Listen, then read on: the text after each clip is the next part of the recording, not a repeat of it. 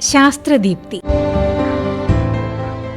ഭൂമിക്ക് വല്ലാതെ ശ്വാസം മുട്ടുന്നു എന്ന് ആലങ്കാരികമായി പല അവസരങ്ങളിലും നാം പറയുമ്പോഴും അതിന്റെ ഗൗരവം പലപ്പോഴും നാം ഉൾക്കൊള്ളാറില്ല. പലപ്പോഴും ദീപാവലി ആഘോഷങ്ങൾക്ക് ശേഷം ദില്ലിയിൽ ഉണ്ടാകുന്ന വായു മലിനീകരണം വീണ്ടും അതിനെ ഗൗരവമായി തന്നെ സമീപിക്കണമെന്ന സൂചനയാണ് നൽകാറുള്ളത്. വായു മലിനീകരണം പലവിധ കാരണങ്ങളാൽ സംഭവിക്കുന്നുണ്ടെങ്കിലും പടക്കങ്ങളും മറ്റു അമിതമായി ഉപയോഗിക്കുന്നത് മൂലമുള്ള മലിനീകരണം പൂർണ്ണമായും മനുഷ്യന്റെ പ്രവൃത്തി മൂലം തന്നെ ഉണ്ടാവുന്നതാണ്. പാരിസ്ഥിതികമായ അത്രയേറെ മലിനമല്ലാത്ത അവസരങ്ങളിലും വേണ്ട വിധം ഓക്സിജൻ ഉൽപ്പാദിപ്പിക്കാൻ ആവശ്യത്തിന് മരങ്ങളുള്ള സന്ദർഭത്തിലും പടക്കങ്ങൾ ഇത്രയധികം പാരിസ്ഥിതിക പ്രശ്നങ്ങൾ ഉണ്ടാകുന്നില്ല എങ്കിലും ആഘോഷങ്ങളുടെ ഭാഗമായി അനിയന്ത്രിതമായി പടക്കങ്ങൾ പൊട്ടിക്കുമ്പോൾ അന്തരീക്ഷത്തിൽ ഉണ്ടാകുന്ന ദോഷകരമായ മാറ്റങ്ങൾ അതീവ ഗൗരവമുള്ളതാണ്. അന്തരീക്ഷത്തിലെ വായുവിന്റെ ഗുണനിലവാരത്തിന് ചില അളവുകൾ നിലവിലുണ്ട്. ഇതനുസരിച്ചാണ് അത് നല്ലതോ ചീത്തയോ എന്ന് തിരിച്ചറിയുന്നത്. അതിനെ വായു നിലവാര സൂചിക എന്നാണ് പറയുന്നത്. പടക്കങ്ങൾ പൊട്ടിക്കുന്നത് മൂലം lead, magnesium, zinc, manganese, sodium, potassium, copper, cadmium, phosphorus, sulphur,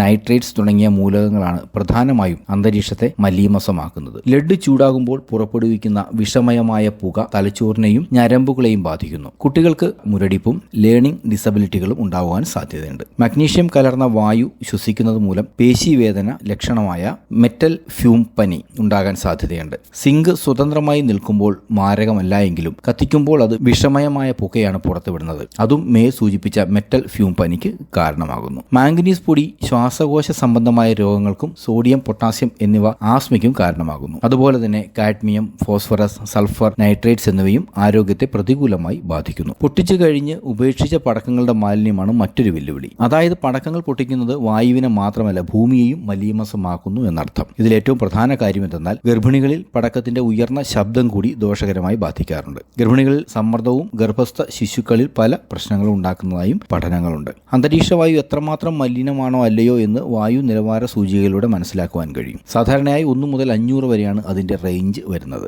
അളവ് കൂടുന്നതിനനുസരിച്ച് വായു കൂടുതൽ മലിനമായതായി കണക്കാക്കാം. 0 മുതൽ 50 വരെ നല്ല വായുവായും 50 മുതൽ 100 വരെ തൃപ്തികരമെന്നും 100 മുതൽ 150 വരെ സെൻസിറ്റീവ് ആയവർക്ക് അനാരോഗ്യകരമായും 150 മുതൽ 200 വരെ അനാരോഗ്യകരമായും 200 മുതൽ 300 വരെ കൂടുതൽ അനാരോഗ്യകരമായും 300 തൊട്ട് 500 വരെ അപകടകരമായും 500 മുകളിൽ അതീവ അപകടകരമായുമാണ് ഈ സ്കെയിലിൽ വിലയിരുത്തുന്നത്. ഇതിൽ ഓരോ റേഞ്ചുകളും ഓരോരോ നിറങ്ങളിലാണ് അടയാളപ്പെടുത്തുന്നത്. ഈ വിവരങ്ങൾ നൽകിയത് doctor Abesh Raghuvaran, assistant professor, centre for science in society, CUSAT.